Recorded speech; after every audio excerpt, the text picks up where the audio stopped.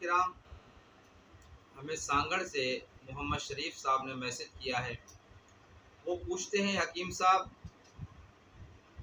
मुझे मर्दाना कमज़ोरी है और 40 साल मेरी उम्र है, लिहाजा मुझे कोई ऐसी दवा बताएं जो सस्ती हो और आसानी से मिल जाए और मुझे मुस्तकिल फ़ायदा भी हो जाए, क्योंकि मैं एलोपैथिक और वक्ती दवाएं खा खा कर बहुत ज़्यादा परेशान हूँ।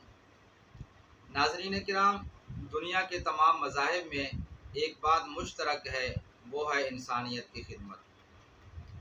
और आप सल्लल्लाहु अलैहि वसल्लम का इरशाद है, अना इंद ज़न्नी अब्दी, बंदे का जैसा गुमान होता है अल्लाह ताला उसके साथ वही मुआमला फरमाता है।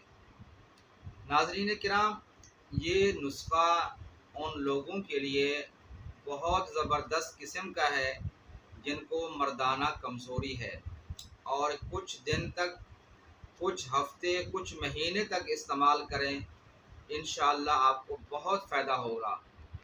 और आप सल्लल्लाहु अलैहि वसल्लम का इरशाद है, खैरुन्नास मन यनफ़उन्नास, बेहतरीन लोग वो हैं जो दूसरों को फ़ायदा पहुँचाते हैं। नाज़रीन किराम, नुस्खा नोट फरमा लें।